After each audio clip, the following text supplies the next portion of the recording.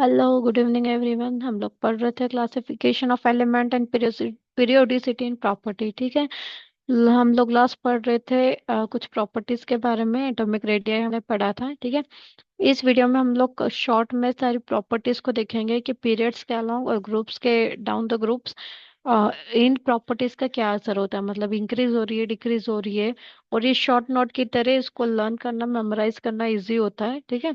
पूरा theoretical data याद करने के लिए शुरुआत करते हैं। हमें पता है पीरियोडिक टेबल में लेफ्ट से राइट अगर हम मूव कर रहे हैं तो हम कहते हैं हम अलोंग द पीरियड मूव कर रहे हैं। ठीक है। और टॉप टू डाउन अगर हम बात करते हैं तो हम कहते हैं डाउन द ग्रुप, ग्रुप की बात करते हैं हम। ओके। कंफ्यूज नहीं होना, पीरियड और ग्रुप एक दूसरी जगह लिखा है मैंने पीरियोडिक टेबल के कंपैरिजन में। So it is along the group and down, sorry, along the period and down the group. शुरुआत करते हैं एटॉमिक रेडियस से। एटॉमिक रेडियस हम सबको पता है क्या होती है। एटॉम की रेडियस के बारे में यहाँ पे बात होती है। सो एटॉमिक रेडियस की अगर हम लोग बात करें तो फ्रॉम लेफ्ट टू राइट, ठीक है, लेफ्ट से राइट के क्या होती है, डिक्रीज होती है। क्यों डिक्रीज होगी? क्योंकि नंबर ऑफ शेल में इंक्रीमेंट नहीं होता है, सिर्फ इलेक्ट्रॉन इंक्रीज होते जाते हैं। तो लेफ्ट टू राइट ये क्या होती है, डिक्रीज होती है। जबकि टॉप टू बॉटम की अगर हम लोग बात करें तो ये क्या होती है, ऊपर से नीचे अगर हम देखें डाउन द ग्रुप, तो एटॉमिक रेडियस इंक्रीज होती है। क्यों इंक्रीज होती है? क्योंकि पहला शेल है, दूसरा शेल है, तीसरा शेल है, जैसे डाउन द ग्रुप आते आते आते क्या है, नंबर ऑफ शेल इंक्रीज हो जाते हैं। जिसके कारण जो ये रेडियस है ये भी बढ़ती चली जाती है। रेडियस हमें क्या पता है क्या होता है, सेंटर पॉइंट से आउटर शेल तक की जो डिस्टेंस है उसको हम रेडियस से नापते हैं। तो ये क्लियर है, atomic radius left to right decrease होगी और एटॉमिक टॉप टू डाउन क्या होगी, इंक्रीज होगी। ठीक। नेक्स्ट हम लोग पढ़ते हैं ionisation enthalpy, electron gun enthalpy और इलेक्ट्रोनेगेटिविटी। ये तीन अप्रोक्स सेम लगती है। इनका मीनिंग भी हमें ऑलमोस्ट सेम लगता है, इनकी प्रॉपर्टी भी ऑलमोस्ट सेम है। बट हम लोग देखते हैं आयनाइजेशन एंथैल्पी क्या होता है। ठीक है। तो आयनाइजेशन एंथैल्पी क्या होता है, ये एक एनर्जी रिक्वायर्ड होती है जब भी हमें आउटर मोस्ट शेल से इलेक्ट्रॉन को रिमूव करना होता है। तो ठीक है, मतलब इलेक्ट्रॉन को रिमूव करने में जो एनर्जी हम लोगों को रिक्वायर्ड हो तो इसे उसे कहते हैं आयनाइजेशन एंथैल्पी। ठीक है। तो लेफ्ट टू राइट जाएंगे अगर हम तो हमें इलेक्ट्रॉन को निकालने के लिए एनर्जी क्या है, ज्यादा लगेगी। क्यों ज्यादा लगेगी?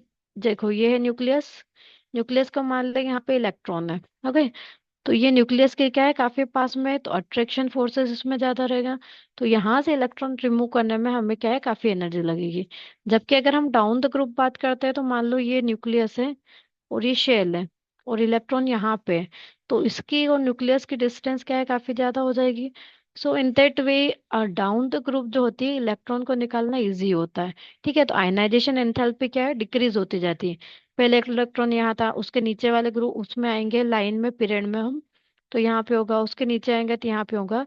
ये मैं बात कर रही डाउन द ग्रुप की। ठीक है। तो ऐसे ऐसे डिस्टेंस बढ़ती चली जाएगी तो डाउन द ग्रुप एनर्जी भी कम लगेगी। ठीक है। आखिरी वाला जो हमारा क्या है, लास्ट वाला क्या होता है, सेवन वाला पीरियड जो होता है, सिक्स वाला, फाइव वाला, फाइव के कंपैरिजन में सेवन में एनर्जी काफी कम लगेगी, या वन के कंपैरिजन में सेवन में काफी कम लगेगी। ओके।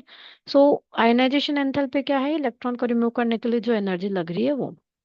ठीक। नाउ इलेक्ट्रॉन का एंथैल्पी क्या होता है, तो इलेक्ट्रॉन का एंथैल्पी क्या होता है कि जैसे अभी हमने इलेक्ट्रॉन निकाला, उसके अपोजिट क्या होगा, जब भी कोई इलेक्ट्रॉन ऐड होता है तो उस टाइम जो एनर्जी रिलीज होती है, ठीक है, तो वो आती है हमारी किस में, इलेक्ट्रॉन गेन एंथैल्पी। मतलब जब इलेक्ट्रॉन ऐड हो रहा है उस टाइम जो एनर्जी उसमें से ऑर्बिटल में से निकलती है, शेल में से निकलती है, उसे हम इलेक्ट्रॉन गेन एंथैल्पी कहते हैं। मतलब इलेक्ट्रॉन के को गेन करते टाइम जो एनर्जी रिलीज हो रही है वो हम क्या कहते हैं, इलेक्ट्रॉन गेन एंथैल्पी। और ये हमेशा माइनस में आती है। ओके। इसलिए हम माइनस भी मेंशन करके रखा है। ठीक है। ये भी इसका भी सेम होता है, लेफ्ट टू राइट इंक्रीज होगी, टॉप टू डाउन ये क्या होगी, डिक्रीज होगी। नेक्स्ट हम देखते हैं इलेक्ट्रोनेगेटिविटी क्या होता है। तो ये क्या होती है, इलेक्ट्रोनेगेटिव में शेयर्ड पेयर ऑफ इलेक्ट्रॉन जो होता है वो अपने तरफ अट्रैक्ट करता है एटम। क्या करता है, इलेक्ट्रोनेगेटिविटी में जो एटम होता है वो अट्रैक्ट करता है, अट्रैक्ट करता है शेयर पेयर ऑफ इलेक्ट्रॉन।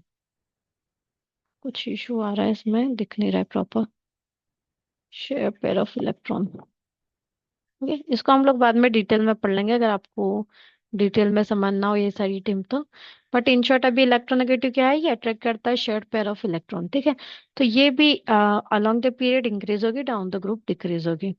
आगे बढ़ते हैं, नेक्स्ट है हमारा मेटेलिक कैरेक्टर। सो मेटेलिक कैरेक्टर जैसे जैसे हम लेफ्ट टू राइट जाते हैं वो क्या होता है, डिक्रीज होने लगता है, ओके। मतलब अगर हम यहाँ पे हमारा हाइड्रोजन है और यहाँ पे हमारी क्या है, नोबल गैसेस है, तो यहाँ से इस साइड अगर हम जा रहे हैं तो मेटेलिक कैरेक्टर हमारा डिक्रीज होगा। मीन्स फर्स्ट वाले ग्रुप से लेके अगर हम 18 वाले ग्रुप तक जाते हैं तो इधर से इधर डिक्रीज होगा, ठीक है। यानी अलोंग द पीरियड जा रहे हैं तो। और डाउन द ग्रुप जाएंगे, डाउन द ग्रुप मतलब अगर 1 2 3 4 5 6 पीरियड में बात करें तो मेटेलिक कैरेक्टर क्या होता है, इंक्रीज होने लगता है, ठीक है। वही सिमिलरली नॉन मेटेलिक कैरेक्टर का इसका अपोजिट होगा। ऑब्वियस एक मेटल है, नॉन मेटल है, प्रॉपर्टीज भी अपोजिट होंगी। तो नॉन मेटेलिक कैरेक्टर इंक्रीज होती है along the period and decrease होती है डाउन द ग्रुप।